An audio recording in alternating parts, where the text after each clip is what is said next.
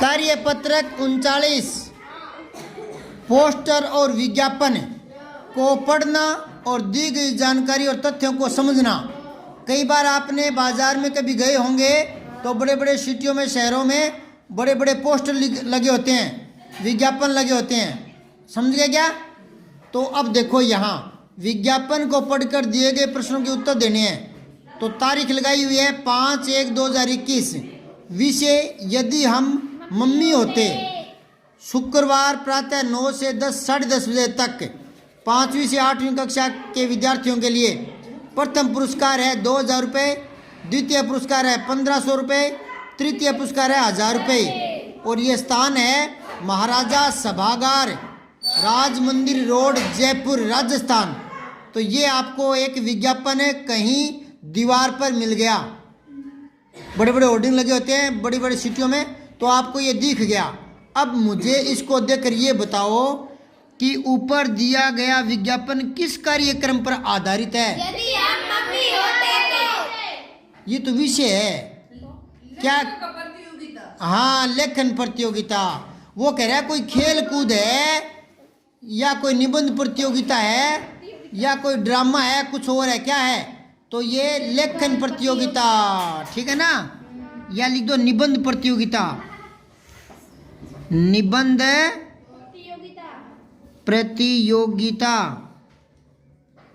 कोई निबंध प्रतियोगिता कंपटीशन रखा हुआ है कि कोई इस विषय पर ना, यदि हम मम्मी होते, इस विषय पर कोई बढ़िया से बढ़िया लिखेगा ना, बढ़िया से बढ़िया निबंध लिखेगा तो उसको 2000 रुपये, और थोड़ा कम 2 नंबर पर रहा तो 1500, यूँ है। और आपको टाइम देंगे 1.5 घंटा लिखने का। कितना टाइम मिलेगा? 1.5 घंटा। और ये शुक्रवार को होने वाली है प्रतियोगिता, 5 तारीख को, समझ गए क्या? यूँ है ये तो चलो क्या कि पुरानी छपी हुई है ना किताब तब की। चलो अब देखो आप, अगला है किस, अच्छा आपने ये लिख दिया होगा यदि हम मम्मी होते, ये नहीं लिखना, ये तो विषय दिया है। कंपटीशन किसका था? निबंध प्रतियोगिता, समझ गए क्या? जो वो लिखा वो काट के ये लिखो निबंध प्रतियोगिता। दूसरा है यह किस स्थान पर आयोजित किया जाएगा? हाँ, ये जो निबंध प्रतियोगिता होने वाली है, ये निबंध प्रतियोगिता ये कहाँ होगी? हाँ लिख लो, महाराजा सभागार, सभागार जयपुर में ही है ना, ठीक है? अब आओ, इस प्रतियोगिता में कौन कौन सी कक्षाओं के विद्यार्थी भाग ले सकते हैं? 5वीं से 8वीं, 5वीं से 8वीं तक। कॉलेज वाले विद्यार्थी आएंगे क्या इसमें? नहीं।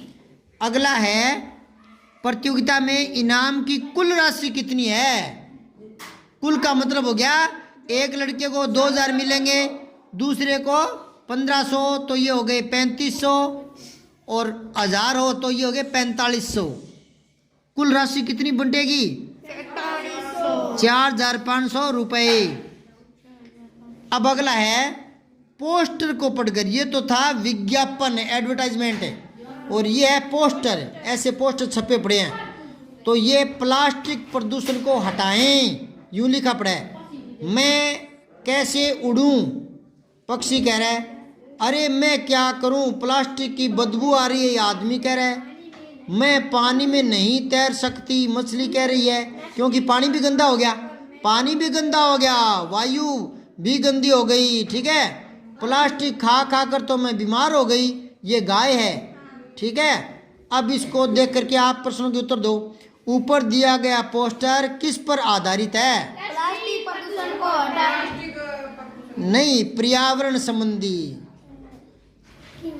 पर्यावरण सुरक्षा संबंधी, पर्यावरण सुरक्षा संबंधी, सुरक्षा पर आधारित, यूं लिखो। क्या लिखा?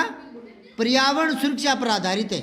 वो कह रहा है ये पोस्ट जो है ना, ये संबंधित किस पर आधारित, किस पर है ये? तो पर्यावरण सुरक्षा पर आधारित है, ठीक है?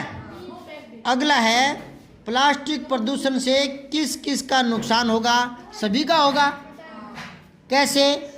एक तो पहले तो लो आप है, भूमि में अगर प्लास्टिक जाएगा ना, तो एक तो प्लास्टिक की खास बात होती है कि वो गलता नहीं है, तो प्लास्टिक की जो थैलियाँ होती है ना बेटा, वो ऐसी ही पड़ी रहती है, गलती नहीं है। समझ में आई बात है? तो भूमि में पड़ी रहेगी। यूँ तो है नहीं कि उसकी खाद बनेगी, नहीं बनेगी, तो वो अनउपजाऊ करती है भूमि को, तो किसानों के लिए भी नुकसान वाली बात हो जाएगी। ठीक है। अब दूसरा नुकसान किसको होगा?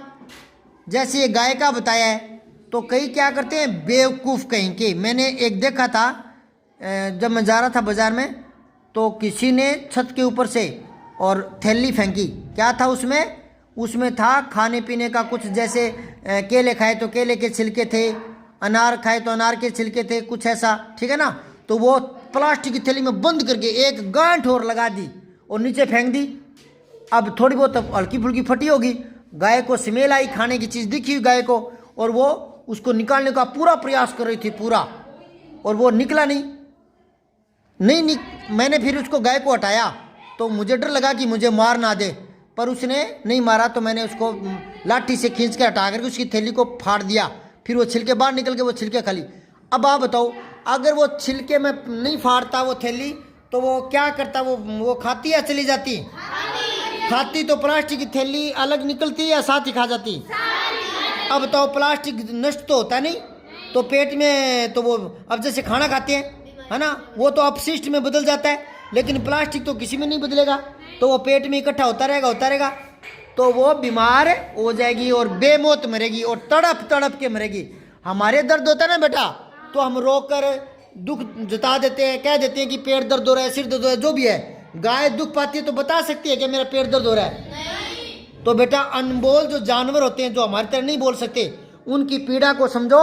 और खाने पीने की चीज़ें अगर प्लास्टिक में है तो उसको खोल कर फिर पशु के आगे डालो। समझाई बात है? हाँ। एक खाने पीने की चीज़ें में ना, नालियों में क्या है, कई ब्लेड हुई, आलपिन हुई, ये डाल देते हैं। तो कोई नाली नूली में कोई भी जानवर है बेचारा कुछ खाता है तो वो क्या है, सुई उसके चुभ जाती है। तो इस तरह की चीज़ें, ब्लेड वगैरह, कई ना शेविंग करते हैं ना, तो ब्लेड ऐसे ही फेंक देते हैं। उनको ऐसे नहीं फेंकना चाहिए, है ना। कचरे के साथ ही कोई खाने पीने की चीज़ें होती है, तो पशु तो खाने पीने की चीज़ों के लिए मुंह मारता है, ब्लेड उसके मुंह में गड़ जाती है। तो समझ में आ गई क्या आपके? और किसको नुकसान हो सकता है? मैंने बता दिया, सभी के लिए प्लास्टिक नुकसान कारक है। तो प्लास्टिक की थैलियाँ सरकार को चाहिए कि बैन करे, बंद करे। और उसकी जगह आजकल मैंने एक बहुत बढ़िया चीज़ देखी थी यहाँ बाइतू में और इसमें मॉल में, तो जैसे आप कोई सामान खरीदो तो आपको कपड़े का थैला, कपड़े का थैला बढ़िया रहता है।